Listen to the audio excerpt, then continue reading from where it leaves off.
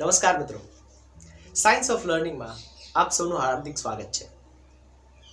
શું તમને ખરેખર એવું લાગે છે કે કોઈ શાળા, શિક્ષક, કોલેજ કે યુનિવર્સિટી માણસને સંસ્કારિત કરી શકે? જરા તમારી આસપાસના લોકોનું અવલોકન કરો. શું કોઈ શાળા કે કોઈ કેળવણીની સંસ્થા એવું કહી શકે કે અમારે ત્યાંથી ભણેલા વ્યક્તિઓ કોઈ દિવસ ખોટું ના બોલે, કોઈ દિવસ કરપ્શન ના કરે, કોઈ દિવસ કોઈને છેતરશે નહીં? આવું કહી શકે? જો આનો જવાબ ના હોય તો આપણે શા માટે સંસ્કાર અને મૂલ્ય કેળવણીનો ઢંઢેરો પીટીએ છીએ? આજે આ વાતને લઈને આપણે જરા ગહેરાઈથી ખોજ કરવી છે. હમણાં અમારા હાથમાં એક બહુ જ જબરજસ્ત લેખ આવ્યો છે અને આજે હું તમારી સામે એ લેખનું પઠન કરીશ અને વચ્ચે વચ્ચે થોડી ટિપ્પણીઓ કરીશ.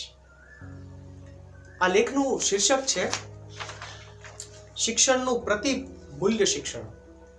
જેના લેખક છે ડોક્ટર મહેન્દ્ર ચોટલિયા. શિક્ષણ જગતમાં આ નામ કોઈથી અજાણ્યું નથી, એટલે હું એના પરિચયમાં પડતો નથી. આ લેખ પ્રકાશિત થયો છે ખોજ નામના સામયિકમાં 2006 જુલાઈ-ઓગસ્ટ અંકમાં. આપણે સીધા જ લેખમાં પ્રવેશીએ છીએ. મનુષ્યની વિચારણા, જ્ઞાન અને સમજમાં છેલ્લા એકાદ દાયકામાં ખચિત ખુલ્લાપણું આવ્યું છે. માણસ નિયતિ, નિયમ અને નિશ્ચિતતાને જગતના સ્વાભાવિક લક્ષણો ગણતો બંધ થયો છે. તો આ રીતે આ લેખ ઉઘડે છે અને આપને ખ્યાલ આવી જાય છે કે આમાં હવે જે વાત આવશે એ કદાચ ખુલ્લાપણાની આવશે. આપણે એક એવા સમાજ તરફ, એવી સભ્યતા તરફ જઈએ છીએ, જવું જોઈએ કે જે બધાને એક પ્રકારની મોકળાશ આપે. તાણી તાણીને તાર સ્વરે બજાવેલા મૂલ્ય શિક્ષણના તંબુરાના તૂટી ગયેલા તારને હજુ ઓર તાણવાનું રહેવા દઈને તેને ફેંકી દેવાની હિંમત કરવાનો આ સમય છે. આવી હિંમત કોઈ અશ્રદ્ધા કે નિર્વેદની જેમ રિએક્શન તરીકે નથી કરવાની, પરંતુ આપણે જગત દ્રશ્યની સમજ અને જીવનની પ્રતિક્ષણ ઉઘડતી રહસ્યમયતાની સમજના યોગ દર્શનમાંથી એ તંબુરાનો ત્યાગ કરવાનું પ્રયત્નશીલ કર્મ કરી શકીએ તેમ છીએ. તો મેં અગાઉ કહ્યું તેમ આપણે બહુ તાણીને સંસ્કાર સિંચન ને મૂલ્ય કેળવણીની વાતો કરીએ છીએ કોઈ પણ વૈજ્ઞાનિક આધારો વગર. એની સામે જે જગતનું સત્ય છે, જે કોસ્મિક ટ્રુથ છે, એ તો આપણી સામે રોજ એકદમ રહસ્યમય રીતે ખીલી રહ્યું છે. તો ક્યાંક ને ક્યાંક બંને વચ્ચે વિરોધાભાસ છે. એ આ લેખનો પ્રાણ છે. એક એનું જે કોર એલિમેન્ટ એ આ બંનેને આપણે સાથે વિચારતા કરે છે. પહેલો ભાગ છે આ લેખનો, એ છે મૂલ્ય શિક્ષણની ઘાતકતાના કારણો. તમે ક્યાંય એવું નહીં વાંચ્યું હોય કે મૂલ્ય શિક્ષણ ઘાતક છે. જો વાંચ્યું હોય તો અભિનંદન. શું કામ આ ઘાતક છે? તો આ લેખ જણાવે છે. પહેલું, મૂલ્ય શિક્ષણ આપનારની પસંદગી પર આધારિત કાર્યક્રમ છે. લેનારની સ્વતંત્રતામાં તેનો છેદ ઉડી જાય છે. હવે આ કેટલી જૂની વાત છે કે અત્યારે આપણે જે જગતમાં જીવીએ છીએ ને એમાં લેનાર જ કેન્દ્રમાં છે. Customer is at the centre, અથવા એન્ડ યુઝર જેને આપણે કહીએ છીએ, એ જ બધી વસ્તુઓ નક્કી કરે છે. તો મૂલ્ય શિક્ષણમાં કેમ આપનાર શિક્ષક કે શૈક્ષણિક સંસ્થા નક્કી કરી શકે કે અમારે આ મૂલ્ય આપવાનું છે? વિદ્યાર્થીને પૂછ, કોઈ નીડ્સ એનાલિસિસ કર્યું? આપણે કોઈ સર્વે કર્યો કે આને કયા મૂલ્યની જરૂર છે? એમને આપી દેવાનું. બીજું, જૂની પેઢીને પોતાને સ્વાનુભવ સિદ્ધ લાગતા મૂલ્યો નવી પેઢીને આપીને તેઓને પોતાના નિયંત્રણમાં રાખવાનો કારસો રચે છે. જો આ જબરજસ્ત છે. બે બાબત છે આમાં.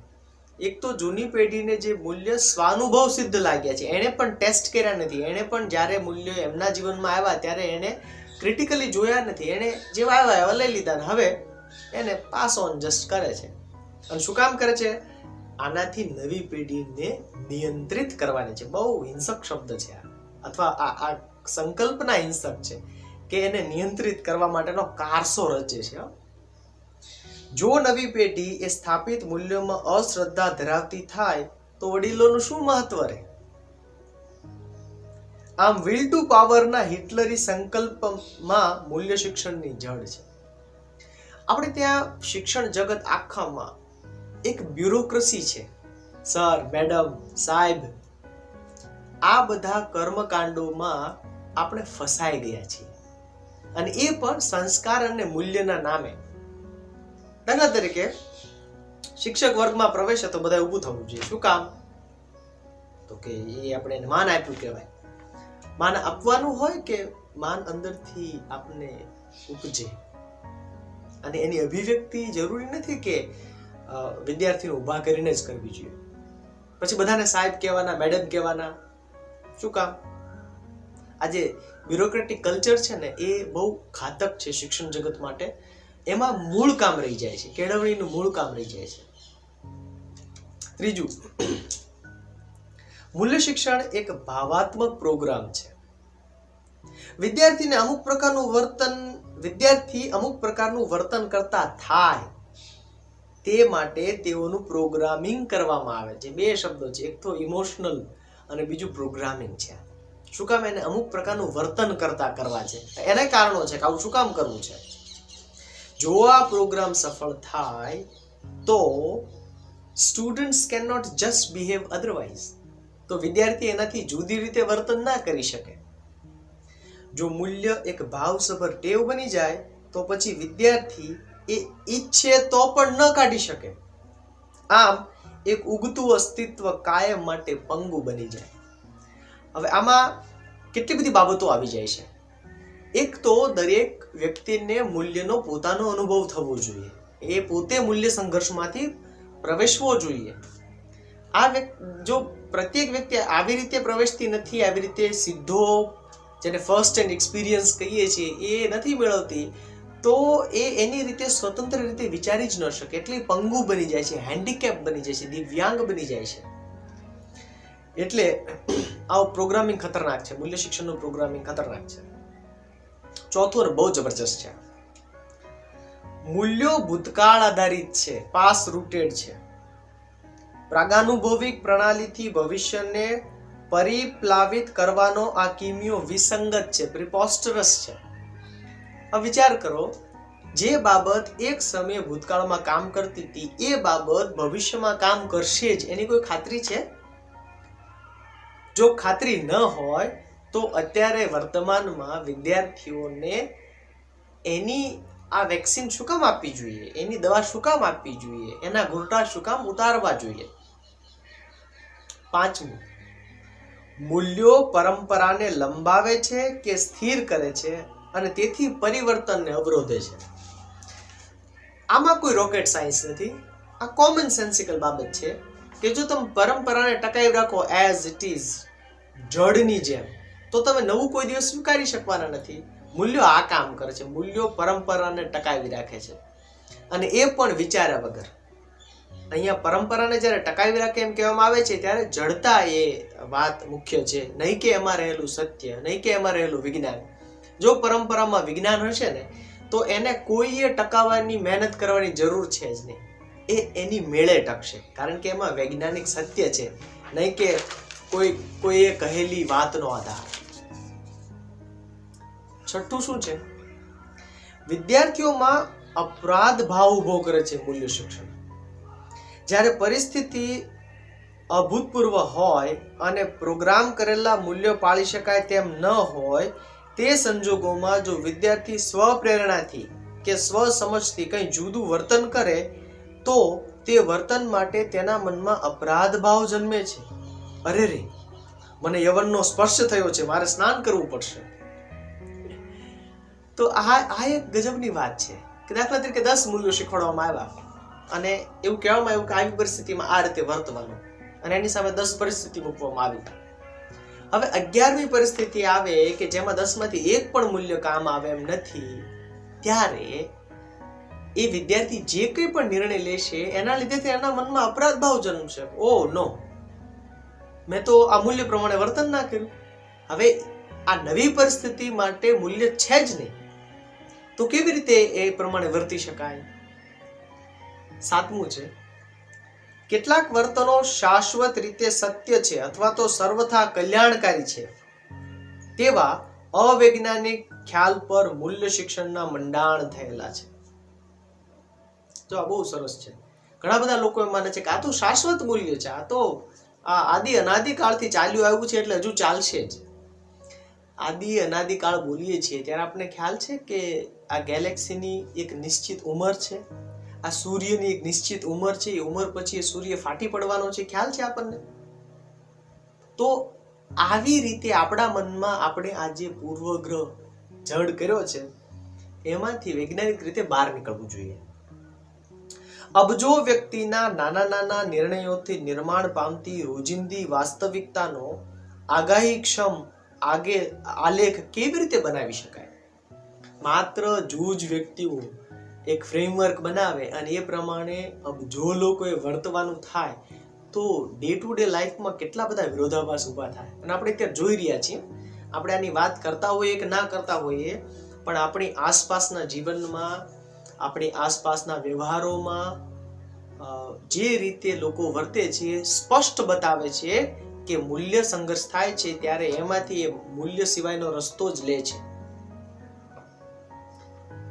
આઠમું છે, જીવનની રહસ્યમયતા અને અનપ્રેડિક્ટેબિલિટીનો મૂલ્ય શિક્ષણ ઉચ્છેદ કરે છે. જો પહેલી વાત એ છે કે જીવન રહસ્યમય છે, ઇટ ઇઝ હાઈલી મિસ્ટીરિયસ અને અનપ્રેડિક્ટેબલ છે. કાલે શું થવાનું છે કોઈ કહી શકતું નથી. આ બે એવા સત્યો છે કે જેને મૂલ્ય શિક્ષણ સ્વીકારી શકતું નથી, એનાથી ડરે છે. નેતિનો મંત્ર, આઇન્સ્ટાઈનનો સાપેક્ષવાદ અને હાઇઝનબર્ગના અનિશ્ચિતતાના સિદ્ધાંતની સમજ હોય તો જીવનની પીછાન થાય અને જીવનની અનંતતા, જોખમી અંધાધૂંધતા અને વ્યક્તિ સાપેક્ષ સાતત્યનો સાક્ષાત્કાર થાય. અલખની યાત્રામાં નિયમાવલી હોય. જો એક વાક્ય મેં બધી વસ્તુ કહી દીધી છે. આઇન્સ્ટાઈનનો સાપેક્ષવાદ કહી દીધો, હાઇઝનબર્ગનો અનિશ્ચિતતાવાદ કહી દીધો અને નેતિનો મંત્ર. આપણા શાસ્ત્રો જ કહે છે not this, not this, not this. તો પછી આપણે શા માટે ધીસ વન એમ કહીએ છીએ? મૂલ્ય શિક્ષણના નામે આમ જ કરવું જોઈએ, આમ જ વર્તવું જોઈએ. આ તો આમ થાય જ નહીં. આ બ્રહ્માંડમાં કેટલા બધા ડાયમેન્શન્સ છે. એ ડાયમેન્શન્સની સમજ ધરાવ્યા પછી આપણે એમ કહી શકીએ કે આ વસ્તુ આમ જ હોય એમ? આ છે એ પ્રોબ્લેમેટિક છે. અને કે છે અલખની યાત્રામાં નિયમાવલી હોય, એ તો જેવું આવે એવું એને વધાવવાનું હોય.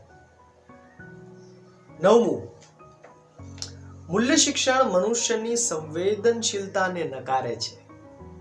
કેમ કે મૂલ્ય એટલે અમુક ચુનિંદી માન્યતા અને વલણોનું અશ્મીકરણ, ફોસિલાઇઝેશન. માણસ જેટલો વધુ અશ્મીભૂત થાય તેટલો તે જરઠ બને. જુઓ, આપણે ત્યાં ફિલ્મો અને સાહિત્ય, નવલકથાઓને લઈને પ્રેમ નામના એક સંવેદનની કેટલી બધી ગેરસમજણો ઊભી થઈ છે.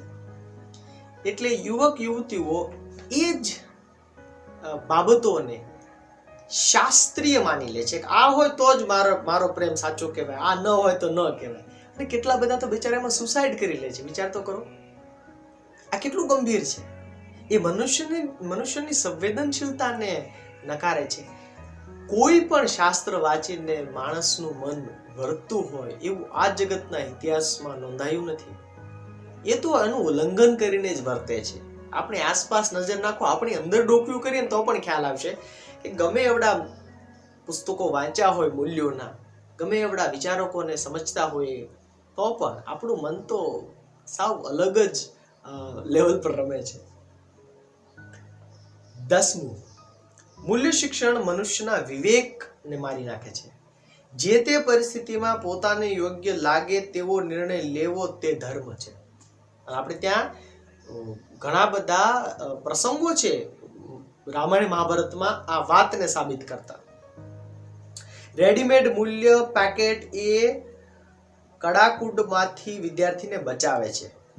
એટલે તે પરિસ્થિતિ વિશે અસ્તિત્વલક્ષી ઊંડાઈથી વિચારવાનું ટાળશે. આ વાક્ય હું રિપીટ કરું છું. એટલે તે પરિસ્થિતિ વિશે અસ્તિત્વલક્ષી ઊંડાઈથી વિચારવાનું ટાળશે, કારણ કે રેડીમેડ ફ્રેમ મળી ગઈ છે. પરીક્ષામાં જે વિદ્યાર્થીને ચબરખી મળી જાય, કોઈ ગાઈડ મળી જાય, એટલે પોતાનું મગજને એ બંધ કરી દે અને તાળું મારી દેશે. શિક્ષાપત્રીમાં જઈને વર્તન કરવાની ટેવ પડી જશે. અહીંયા શિક્ષાપત્રી એટલે કોઈ પણ મૂલ્ય શિક્ષણની વ્યવસ્થા. હવે આ એટલું જબરજસ્ત છે કે આના વિશે આપણે ખૂબ ચિંતન કરવું જોઈએ, કારણ કે દરેક પરિસ્થિતિ નવા આયામો સાથે આપણી સામે આવતી હોય છે. એટલે પરાપૂર્વથી ચાલી આવતું એક લિમિટેડ ફ્રેમવર્કથી આપણે એને જોઈ ના શકીએ. પરિસ્થિતિ જ બદલાઈ ગઈ છે. દાખલા તરીકે સોશિયલ મીડિયામાં સાવ નવું છે, આની પહેલા આવું કઈ હતું જ નહીં. તો તમે જૂના સમાજના મૂલ્યોને આ નવા ડિજિટલ સમાજ પર હાવી કરી શકો? ઘણા લોકો ટ્રાય કરે છે પણ થતું નથી, કારણ કે અવૈજ્ઞાનિક છે. 11 બિન સાંપ્રદાયિકતાનો હાસ કરે છે.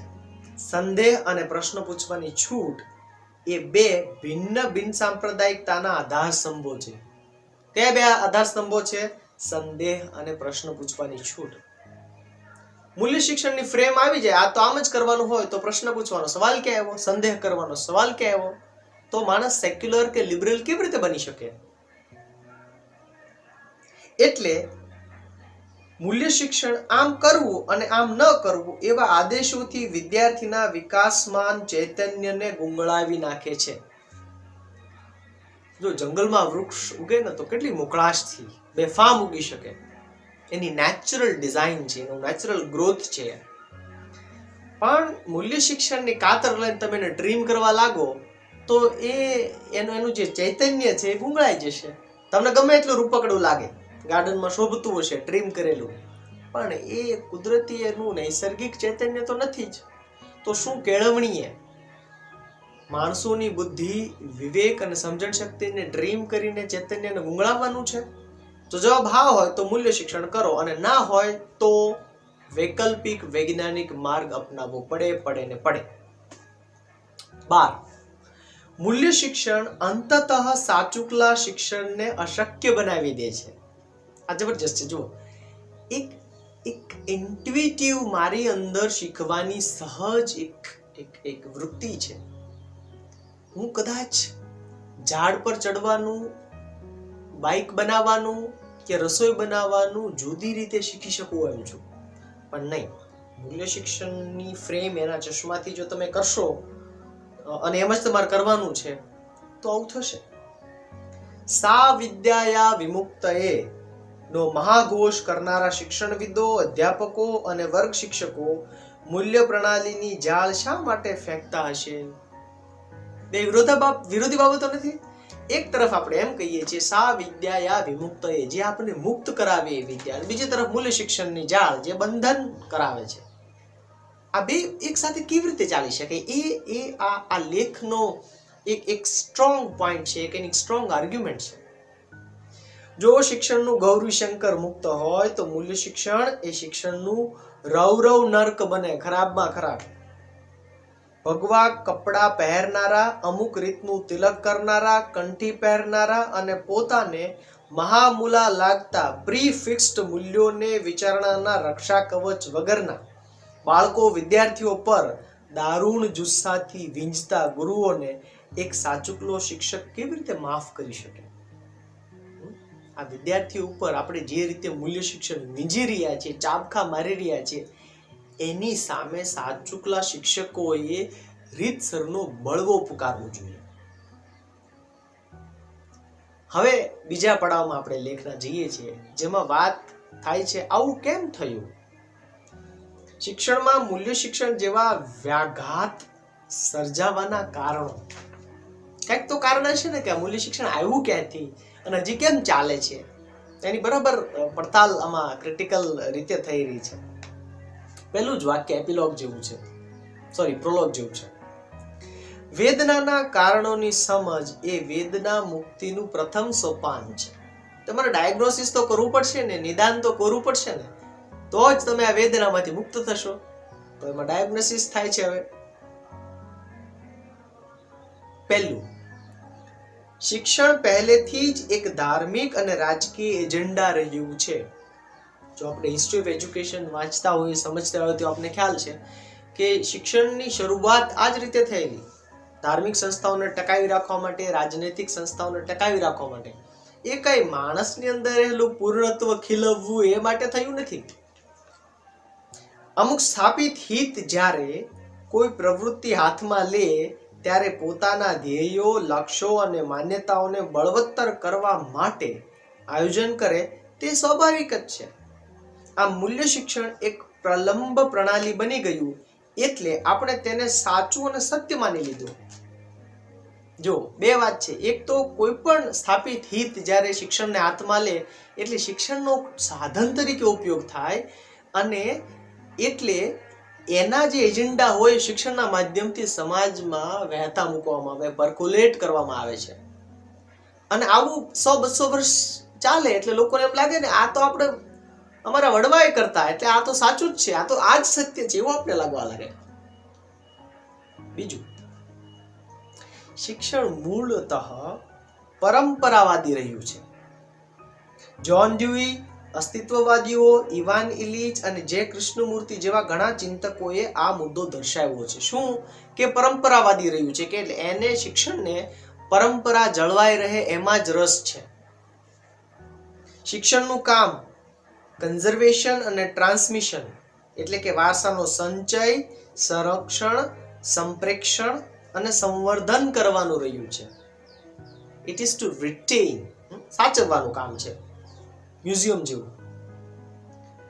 તેના બીજા બે કાર્યો હવે આ સરસ છે.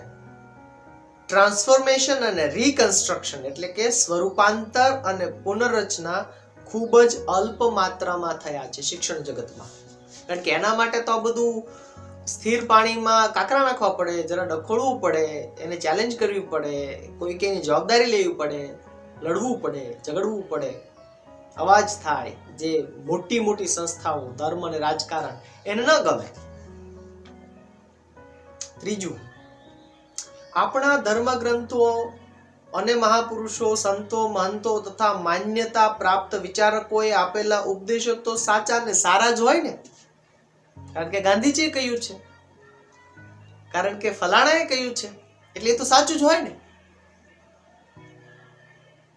તેવું આપણે કોઈ બૌદ્ધિક માયોપિયાના કારણે માની લીધું અને પછી આપણા અભ્યાસક્રમોમાં તેમના વિચારોને ઉદ્દાત અને સંસ્કારિત ખ્યાલો તરીકે ભણાવવાનું, કાઉન્સમાં ભરાવવાનું અને ઠસાવવાનું ચાલુ રાખ્યું.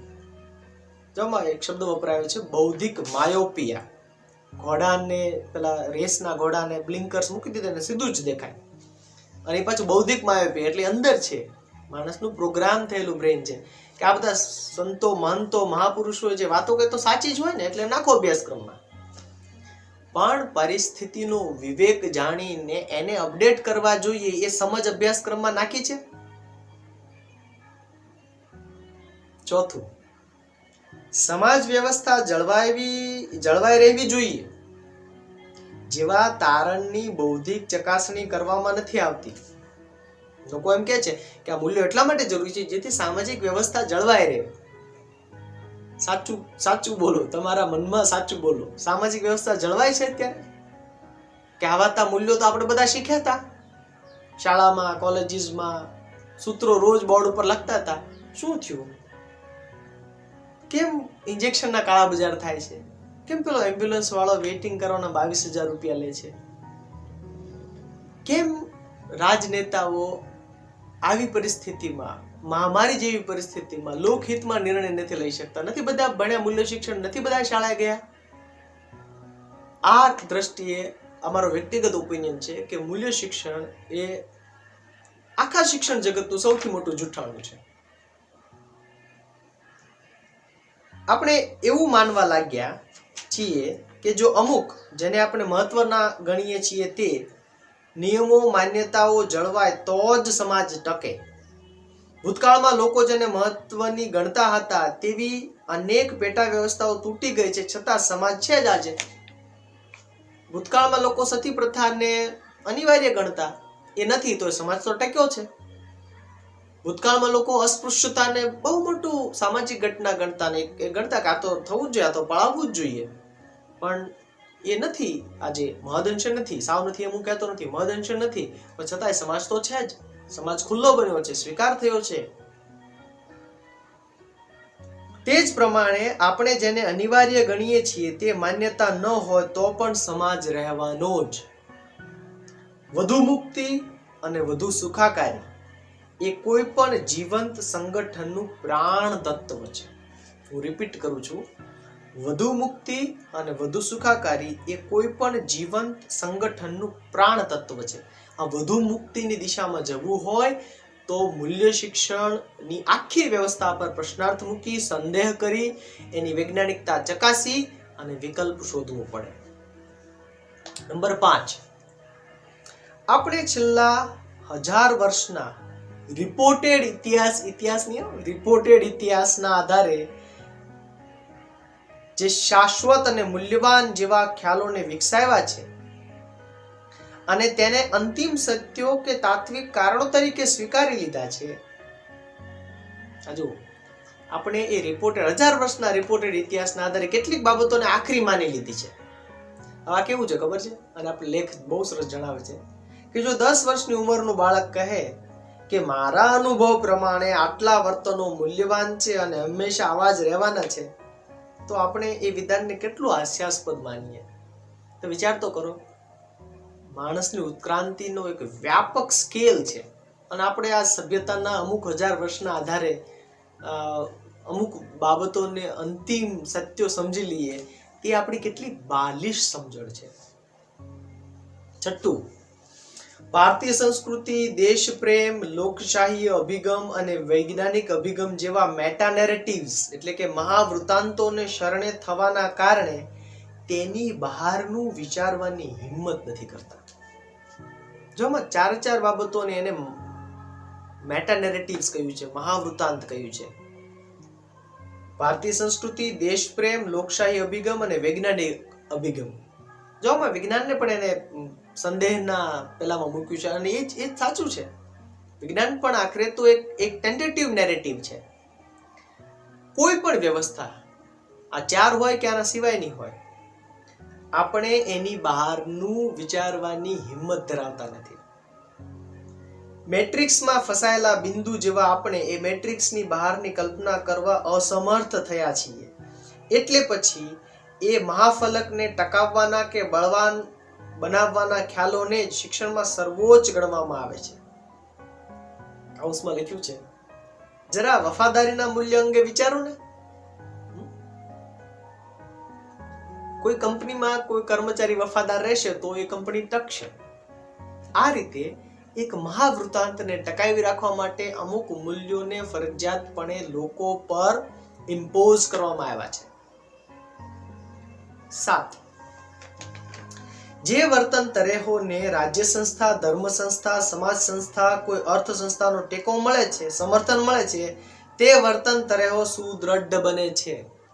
આપણે આ જોયું છે છેલ્લા 200 વર્ષના ઇતિહાસમાં. આપણે આ જોયું છે કે કોઈ પણ મૂલ્યને તમારે જો વધુ વ્યાપક રીતે સ્વીકૃત બનાવવું હોય તો આ 4 માંથી એક સંસ્થાનો ટેકો એને આપી દો એટલે એ તમારું મૂલ્ય સાવ જૂઠું હશે તો સત્ય બની જશે.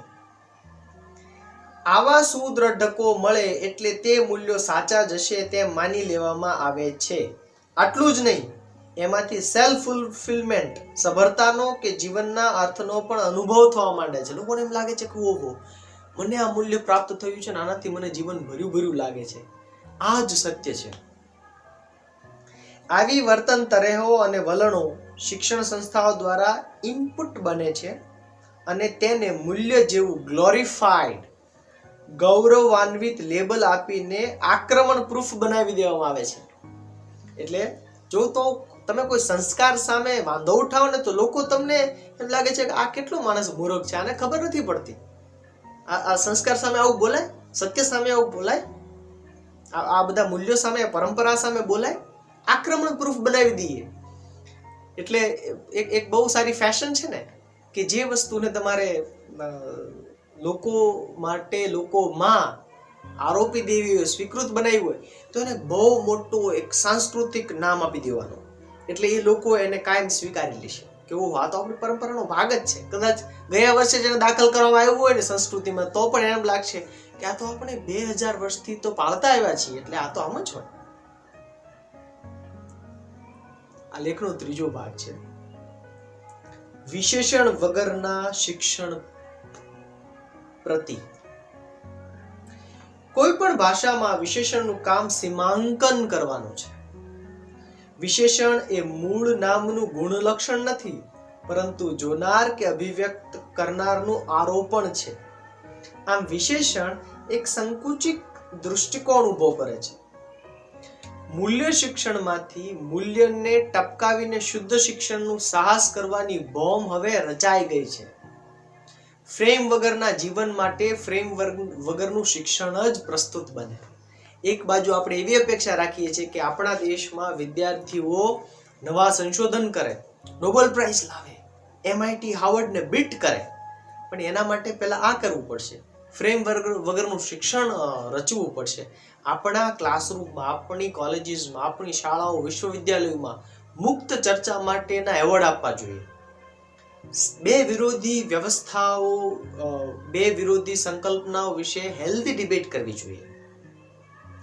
આ માટે જો કોઈ અધ્યાપક, શિક્ષક વ્યક્તિગત સ્તરે કે સામૂહિક સ્તરે કામ કરવાની ખ્વાહિશ દાખવે તો તેઓના ચિંતન ક્રમ માટે કતિપય બિંદુઓનું ઊંજણ પેશ છે. હવે આપે છે વે ફોરવર્ડ. હવે શું કરવું જોઈએ આપણે? પહેલું, ઉદ્ધારક ગ્રંથિ મસીહા કોમ્પ્લેક્સનો ત્યાગ કરવાનો. મોટા ભાગનું શિક્ષણ એક સ્વયં આરોપિત ધ્યેય નિષ્ઠાથી પીડાય છે. સ્વયં આરોપિત, મેં માની લીધું છે કે મારાથી આ વિદ્યાર્થીઓનું જીવન બહુ આગળ નીકળી જવાનું છે, હું એમના જીવનને એક ઓપ આપી દઈશ, એ મેં સ્વીકાર લીધું. જેવું છે નહીં, પણ સ્વયં આરોપિત ધ્યેય નિષ્ઠા.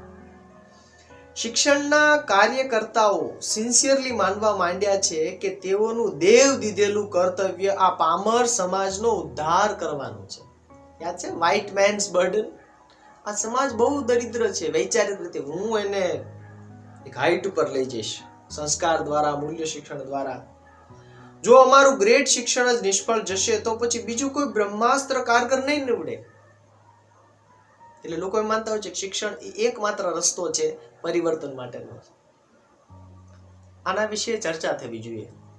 ઇતિહાસ સાક્ષી છે કે યુદ્ધો અને મહામારી દરમિયાન અને એ પછી જેટલી ઝડપથી નવી શોધ થઈ છે ને એટલી શિક્ષણ જગત દ્વારા થઈ નથી.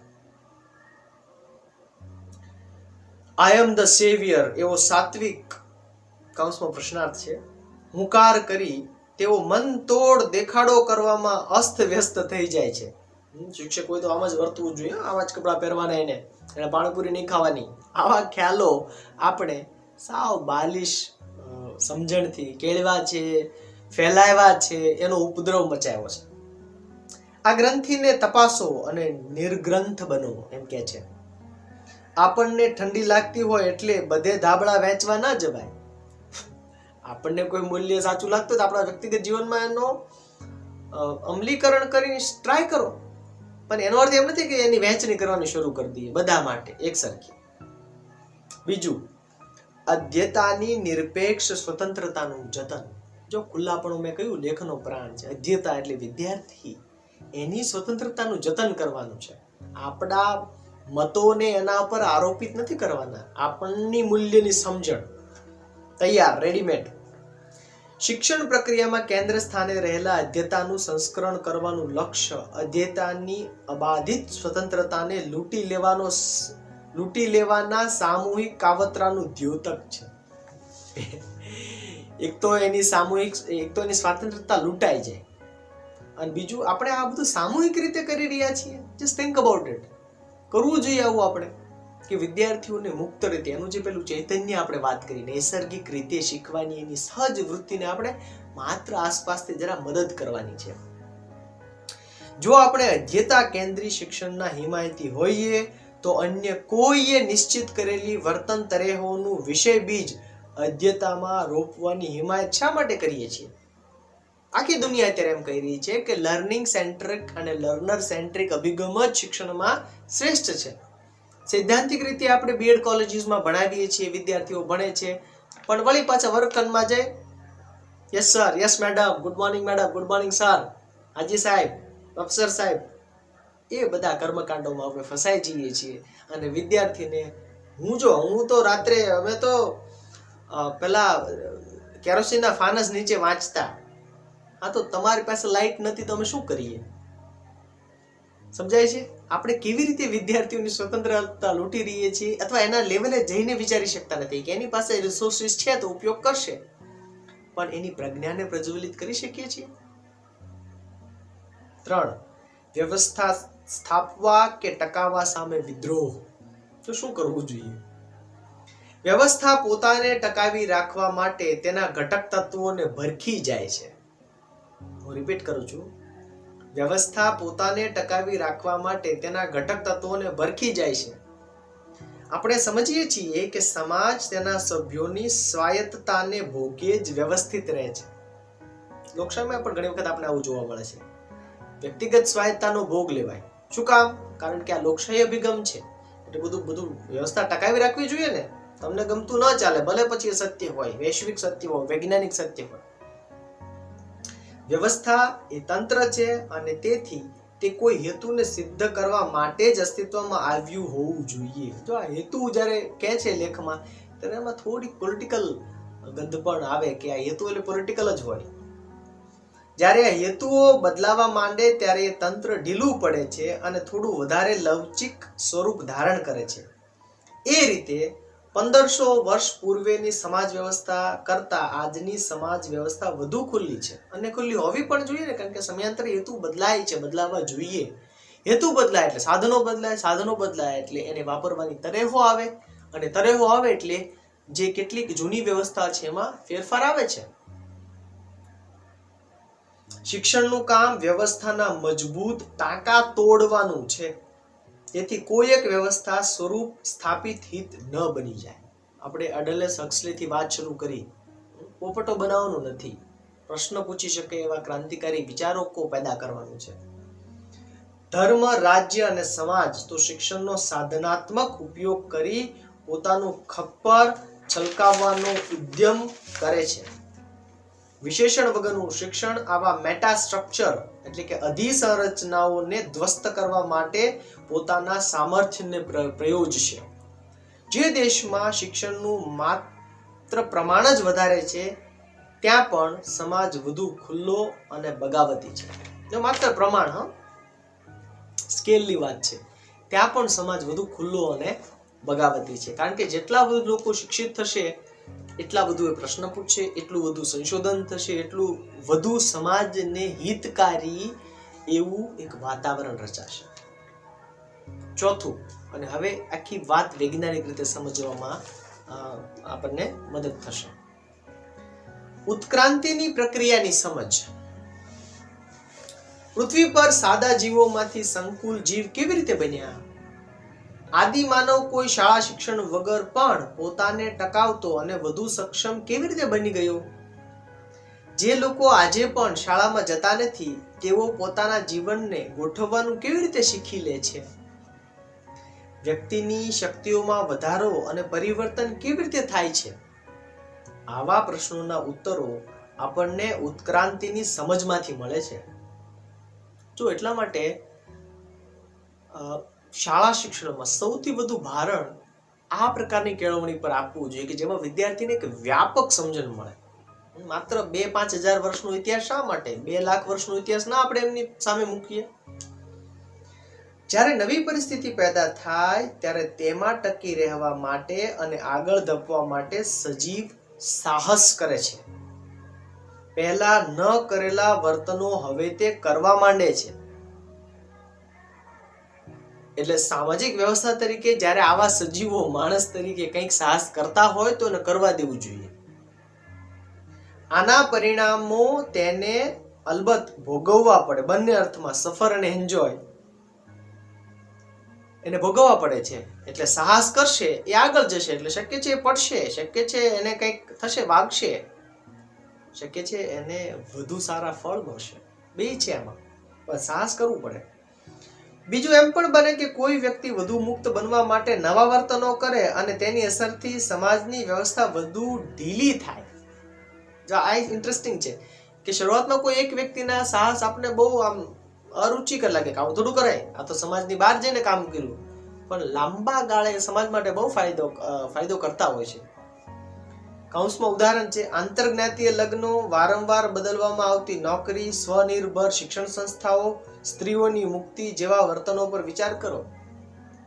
જો એક વ્યાપક સમાજમાં એક ઉદાહરણ લઈએ, એક સ્થિર નોકરી હોવી જોઈએ, સરકારી નોકરી હોવી જોઈએ, તો તમે સફળ કહેવાય. માની લો કે કોઈ વ્યક્તિ સાહસ કરે છે, સરકારી નોકરી છોડી દે છે અને 2-2 વર્ષ નોકરી બદલ્યા કરે છે. એ જ્યારે પ્રોસેસ ચાલતી હોય ત્યારે સમાજને એવું લાગે કે આ મૂર્ખ ક્યાંય ટકતો નથી અથવા ટકતી નથી. આ જુઓ ને ક્યાંય 2-5 વર્ષમાં એને 3 તો સિટી બદલ્યા, 3 તો નોકરી બદલી. હવે શક્ય છે કે 10 વર્ષ પછી એને પોતાની બહુ મોટી કંપની હોય. એટલે એના જેવું વિચારતા યુવાનોને પ્રેરણા મળશે કે ભાઈ એકલી સરકારી નોકરી અંતિમ વિકલ્પ નથી. જો માણસ વિચારે, થોડું એક્સપ્લોર કરે, થોડું આમ કરે તો કંઈક મોટું પણ થઈ શકે. તો આનાથી સમાજ વ્યવસ્થા થોડી ઢીલી થાય, લોકોના વલણો બદલાય. એટલે શરૂઆતના લોકોને સાહસ કરવું પડે છે. જે લોકોએ પહેલા દરિયા ઓળંગ્યા એના વિશે વિચાર કરીએ. સાહસ, જોખમ અને નાફરમાની એ ઉત્ક્રાંતિના સબળ આધાર વર્તનો છે. હું રિપીટ કરું છું, સાહસ, જોખમ અને નાફરમાની, ત્રણ વસ્તુ કરવી પડે. સાહસ કરવું પડે, જોખમ ખેડવું પડે અને કેટલીક નાફરમાની કરવી પડે. જ્ઞાતિ બહાર જઈશ પણ હું વિદેશ ભણવા તો જઈશ, એમ એક વ્યક્તિએ કહ્યું અને દેશ દુનિયાને કેટલો ફાયદો થયો. એને નાફરમાની કરી. આ ત્રણેય મૂલ્ય વ્યવસ્થાનું ઉત્થાપન સૂચવે છે. જો મૂલ્ય વ્યવસ્થાને આ ત્રણેય શબ્દો ગમતા નથી, આ ત્રણેય વર્તનો ગમતા નથી, કોઈ વ્યક્તિ જરા મૂલ્ય વ્યવસ્થાને પડકારશે ત્યારે એનું આવી બનશે, લોકો એને ખૂબ હેરાન કરશે. પણ આવા વિરલાઓ કે વિરલીઓને આધારે જ નવું સાહસ સંશોધન થતું હોય છે. 5. ક્રાંતિક વિચારણા એ જ મુખ્ય આયુધ. Critical thinking. વિદ્યાર્થીઓ આપેલી માહિતી પર ક્રિટિકલ થિંકિંગ કરી શકે તેટલું તેઓનું સશક્તિકરણ કરવું ઘટે. માત્ર માહિતી નહીં, પણ એ માહિતીનો વિષય એ જરા સંદેહાત્મક, વિવેચનાત્મક, સમીક્ષાત્મક વિચારણા કરી શકે. પોતાના વોટ્સઅપ પર આવતી માહિતીને અંતિમ માનીને સીધું ફોરવર્ડ ના કરી દે એવો વિદ્યાર્થી આપણે બનાવી શકીએ છીએ કે પછી આપણે ફેક ન્યૂઝ ફોરવર્ડિયા વિદ્યાર્થીઓ બનાવીએ છીએ. ગમે તે માહિતી કે વિચારને સંદેહથી જોઈ શકાય અને તેમાં રહેલી સ્થાપિત પૂર્ણ ધારણાઓને ઓળખી શકાય તે માટે વિદ્યાર્થીઓને સજ્જ કરવા જરૂરી બને છે. અને એ માટે એને આપણે ક્લાસરૂમમાં આપણો જ વિરોધ કરવા પડે. આટલી નૈતિક હિંમત આપણામાં હોવી જોઈએ કે કરો મારો વિરોધ તમે, ચલો. જેમની પાસે આવું ક્રાંતિક વિચારણાનું આયુધ હોય તે કોઈ ઓથોરિટી, અધિકારને તાબે થતો નથી કે થતી નથી. કોઈ પણ વિચાર માટે જનસમુદાય દ્વારા સ્વીકારવામાં આવે કે લોકો દ્વારા સન્માનિત, પૂજ્ય વ્યક્તિ વિશેષ દ્વારા કહેવામાં આવે એટલે તેની સામે પ્રશ્ન ન ખડા કરી શકાય તેવું નથી. ગમે તેણે કીધું, ગમે એટલા મોટા માણસે કીધું હોય, પણ એની સામે પ્રશ્ન ન પૂછી શકાય એવું તો બિલકુલ નથી. કારણ કે એ જરૂરી નથી કે એ સત્ય જ હોય અથવા એ આજે પણ સત્ય હોય. એક સમય હશે પણ આજે કદાચ એ સત્ય ના પણ હોય. એવી ઘણી બધી બાબતો છે જે આપણે ત્યજીને આગળ વધ્યા છીએ અને હજી વધવાના છીએ. લાજ પ્રથા દાખલા તરીકે. આવી રીતે મૂળ ધારણાઓ કે સિદ્ધાંતો પર આઘાત કરીને જ મનુષ્યનું જ્ઞાન અને વિજ્ઞાન આગળ વધતું રહે છે. આઘાત કરીને મનુષ્ય જે વિચાર સાધન તરીકે સર્જે છે તેના દ્વારા તે સમસ્યા સામે લડી શકે છે. તે સાધન જ તેનું બૌદ્ધિક કારાગાર બની જવું ન જોઈએ. તો ઇન્ટરેસ્ટિંગ વાત છે કે જે સાધન દ્વારા એ પ્રગતિ કરે છે, સમસ્યાઓ સામે લડે છે, સર્જન કરે છે, એ સાધન પાછું એને ગુલામ ન બનાવવું જોઈએ. એટલે ગમે તેવું હોય, સોનાનું હોય, હીરા જડિત હોય, તો પણ પાંજરું એ પાંજરું જ છે. શિક્ષણનું કામ ક્રાંતિક વિચારણાના આયુધ પર વિદ્યાર્થીઓનું પ્રભુત્વ સ્થાપી તેઓને માનવીય મુક્તિ બક્ષવાનું છે. માનવીય મુક્તિ બક્ષવાનું છે. જો આ બધા પ્રકારની જે આપણે મુક્તિની વાત કરી કે આ મૂલ્ય શિક્ષણ વ્યવસ્થાને આપણે ચેલેન્જ કરવાની વાત કરીએ છીએ, એનો ઉદ્દેશ આ છે કે એ માનવીય મુક્તિને બાધારૂપ છે. આવી વિચારણાને અંતે વિદ્યાર્થી જે નિર્ણય લે તે એના પોતાના માટે અને એ સમય તથા પરિસ્થિતિ પૂરતો જ મૂલ્યવાન ગણાય. તો આ લેખ બહુ સરસ રીતે મૂલ્યની નવી વ્યાખ્યા આપે છે. જે તે પરિસ્થિતિ માટે યોગ્ય હોય, માનવીય હોય અને જે તે વ્યક્તિ પોતે નક્કી કરેલ હોય તે પરિસ્થિતિ પ્રમાણે તે મૂલ્યવાન ગણાય. છઠ્ઠું અને અંતિમ, મૂલ્યના વિકલ્પની શોધ અસંગત છે. કેટલાકને તરત પ્રશ્ન થાય છે કે શિક્ષણ દ્વારા મૂલ્ય સ્થાપન નહીં થાય તો તેના બદલે શું? આપણે કોઈ શાશ્વત, જડ કે કઠોર મૂલ્યોના વિકલ્પમાં પરિવર્તનશીલ, લવચીક અને આરામદાયક મૂલ્યો પણ સ્થાપવા ઈચ્છતા નથી. જો આ લેખનો જે સૂર છે ને સૌને બરાબર પકડાવવો જોઈએ કે આના વિકલ્પમાં પાછા બીજા મૂલ્યો ન આવવા જોઈએ. પહેલાના મૂલ્યોને આપણે તોડી નાખીએ અને નવા સ્થાપિત કરી દઈએ તો એનું એ જ રહ્યું. કેમ કે એ પણ એક પૂર્વ નિશ્ચિત પ્રણાલી બની જાય. પારિસ્થિતિક વિવેક એ ક્રાંતિક વિચારણાનું પરિણામ છે જે વ્યક્તિગત, સામયિક અને સાબિતી કે ખાતરી વગરનું છે. પારિસ્થિતિક છતાં ક્ષણે ક્ષણે ઉદ્ભવતી જીવન લીલાને માણવા અને તેની સાથે કામ પાર પાડવા આપણી પાસે જોખમ રહિતનું કોઈ સુરક્ષિત જીવન સૂત્ર ન હોઈ શકે. મૂલ્યના વિકલ્પે આપણે આવા સૂત્રની શોધ એ તદ્દન અસંગત અને જીવનને નકારનારી છે. આપણે એવી શોધ બિલકુલ જીવનને નકારે છે, કારણ કે એ એક ફ્રેમને કાઢીને બીજી ફ્રેમ મૂકવાની વાત છે. ઉપસંહાર છે લેખનો. માનવ જાતના શિક્ષકોએ, જો હવે આ કેટલી હાઈટથી વાત થઈ રહી છે, આમાં કોઈ એક રાજ્યના, કોઈ એક દેશના શિક્ષકની વાત નથી. આ દરેક શિક્ષકને લાગુ પડે. દરેક શિક્ષકે પોતાની જાતને માનવ જાતના શિક્ષક તરીકે વિચારવાનું છે. કારણ કે આપણને શું ખબર કે આપણી શાળાનો, આપણી કોલેજનો, યુનિવર્સિટીનો વિદ્યાર્થી ભવિષ્યમાં કોઈ એવી જબરજસ્ત શોધ કરશે જે આખી માનવ જાતને ઉપયોગી બને. એટલે આપણે સૌ માનવ જાતના શિક્ષકો છીએ. માનવ જાતના શિક્ષકોએ ઉછળતા માનવ સંતાનોને પોતાના કરતા વધુ સમજદાર, ઉર્જાવાન, સાહસિક, સંકુલ, મુક્ત ચેતસ બનાવવાના હોય છે. તો આપણા સૌનું લક્ષ્ય આ છે. આપણા કરતા વધુ બેટર, અપડેટેડ વર્ઝન હોવું જોઈએ ને. કેમ કે હર ક્ષણનું જીવન અનઅનુભૂત ભાવનાઓ, અનઅનુમિત સંભાવનાઓ અને અનન્ય જટિલતાઓની રંગોળી લઈને આવતું હોય છે. બધું જ જે આપણી સામે ખેલાઈ રહ્યું છે એ અનપ્રેસિડેન્ટેડ છે. ભૂતકાળમાં ક્યારે આવું થયું નથી. આપણા સંતાનો પૂર્વ નિયોજિત મૂલ્ય શ્રેણીથી વિષાક્ત બનેલા શિક્ષણથી અશ્મીભૂત ન બને તેટલી કાળજી આપણે લઈ શકીએ તેમ છીએ. જો એક સરસ મજાની સંભાવના તરફ આ લેખ આપણે લઈ જાય છે. હું રિપીટ કરું છું છેલ્લું વાક્ય. આપણા સંતાનો પૂર્વ નિયોજિત મૂલ્ય શ્રેણીથી વિષાક્ત બનેલા શિક્ષણથી અશ્મીભૂત ન બને, એનું ફોસિલાઇઝેશન ન થવું જોઈએ, એ જડ ના બનવા જોઈએ, મૃત ન બનવા જોઈએ વૈચારિક રીતે, તેટલી કાળજી આપણે લઈ શકીએ એમ છીએ, એટલે લેવી જોઈએ.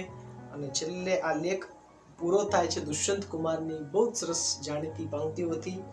સિર્ફ હંગાमा खड़ा करना मेरा मकसद नहीं, सिर्फ हंगामा खड़ा करना मेरा मकसद नहीं, मेरी कोशिश है कि ये सूरत बदलनी चाहिए. મને એમ લાગે છે કે સમયાંતરે આવા લેખો બહુ વ્યાપક રીતે વંચાવા જોઈએ, ચર્ચાવા જોઈએ, એના વિશે કાર્યક્રમો ગોઠવાવા જોઈએ. તો જ આપણી બુદ્ધિને ધાર નીકળતી રહેશે. આ માત્ર મૂલ્ય શિક્ષણને લગતો છે એટલા માટે લેખ મહત્વનો નથી. આ લેખ એટલા માટે મહત્વનો છે કારણ કે આપણને એ વિચારતા કરી મૂકે છે, ક્રિટિકલ રીતે વિચારતા કરે છે. તો મને એમ લાગે છે કે આપણે જે વ્યવસ્થાઓ ગોઠવી છે, એ મૂલ્ય શિક્ષણ હોય કે અન્ય શિક્ષણ હોય, પણ શું એ વૈજ્ઞાનિક છે, શું એ જીવન જે રીતે કામ કરે છે એ ડાયનેમિઝમને સમજીને બનાવવામાં આવી છે કે પછી આપણી પરંપરાગત રૂઢિગત જડ માન્યતાઓને આગળ વધારવા માટે બનાવવામાં આવી છે એ આપણે ચકાસવું જોઈએ. મને એમ લાગે છે તો જ એડલસ હક્સલે જે વાત કરી છે કે ડૉક્ટર મહેન્દ્ર ચુટલે આમાં જે વાત કરી રહ્યા છે અથવા તો અન્ય આવા વિચારકો જે વાત કરી રહ્યા છે એવા શિક્ષણની આપણે હિમાયત કરી શકશું, જેમાં બાળકોના માણસોના નૈસર્ગિક ચૈતન્યને આપણે ખીલી શકે એ પ્રકારનું એક ભાવાવરણ વાતાવરણ રચી શકશું. મને આશા છે કે આ લેખ આપને ગમ્યો હશે, આ વાત આપને ગમી હશે. ન ગમ્યું હોય તો એના વિશેની ચર્ચા થઈ શકે, વધુ સંવાદ થઈ શકે, કારણ કે એ જ તો જ્ઞાન પ્રાપ્તિનો રસ્તો છે. Thank you so much.